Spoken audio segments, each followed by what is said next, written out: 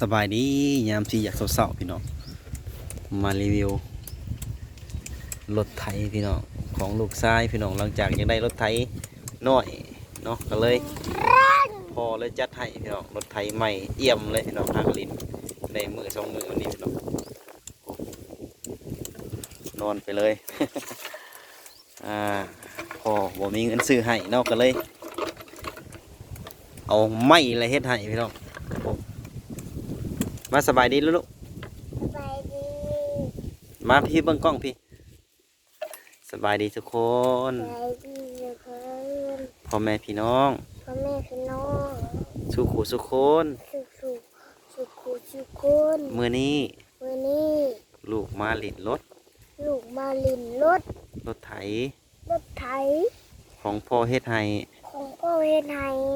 งามงาม ๆสุดยอด สุดยอด ไปหลินกันเลย ไปลินกันเลย ไป อ่า เอาไป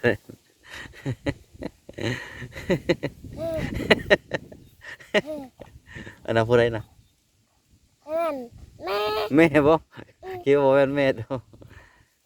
มาแต่หาหน่อไม้พุ่นน่ะเบิ่งให้ได้หลายบ่เบิ่งไปบ่ได้หลายบ่มาแต่หาหน่อไม้แบบแต่เช้าผมยังบ่ได้กินข้าวกินน้ำนี่นะโอ้มีแต่ตูดโอ้ได้หลายอยู่ไปหลายอยู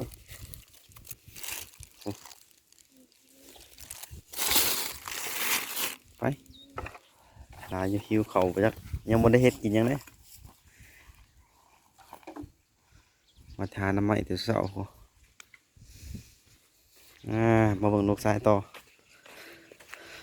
อากาศก็ครึ้มคือฝนสิตกครับบ่ตกฝนก็ได้ท้องผ้าก็ครึ้มสลัวพี่น้องรถไถนี่ก็เฮ็ดให้ได้2 มื้อพี่น้อง2 มื้อเพราะว่าอยากได้รถเพิ่นว่าอยากได้รถไถก็เลยเห็นอ้ายเพิ่นเฮ็ดเนาะเห็นอ้ายเพิ่นเฮ็ดมีแต่เพเฮ็ดแล้วเพก็เลยตัดสินใจบัดนี้ตัดสินใจเฮ็ดให้เฮ็ดให้เพิ่นบัดนี้พี่น้อง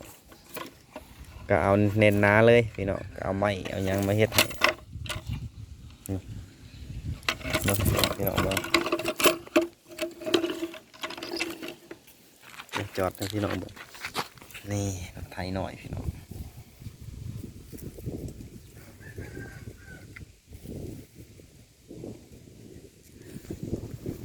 หาเนี่ยมานั่งพี่แล้วพี่น่ะมานั่งรถไปนี่มานั่งรถไถนี่เลยไหม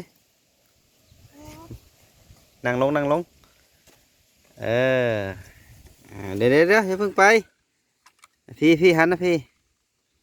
หันมาหาพ่อพี่อยู่ซื่อ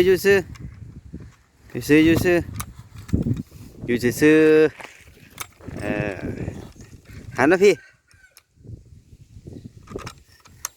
ไปไปดิฮะโอ้พี่น้องได้ลิ้นรถหน่อยแล้ว ลิ้นเบิดมือพี่น้องจนค่ำจนมืดลิ้นกันเลย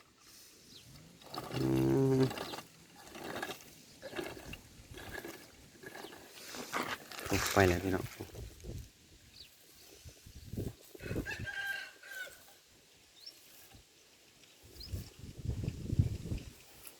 โอเคพี่น้องอยู่ดีไม่แห้งสู่ทุกคนเด้อพี่น้องน้ำไม่น้องก็เริ่มแห้งแล้วพี่น้องก็หาเกือบสมือป่ากันเลยว่านี่ก็หาว่านี่ก็ได้หาโอเคครับโอเคแล้วบ๊ายบายแล้วบ๊ายบายอยู่ดีไม่แห้งเด้อสิ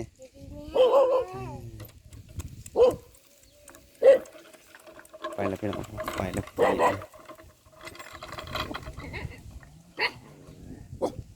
โอเคพี่น้องติดตามคลิปต่อไปเด้อพี่น้องเด้ออยู่ดีไม่แห้งสู่กุศลพี่น้องคลิปหน้าค่อยว่ากันใหม่พี่น้องสวัสดีพี่นี่ไปอยู่ดีไม่แห้งสบายดี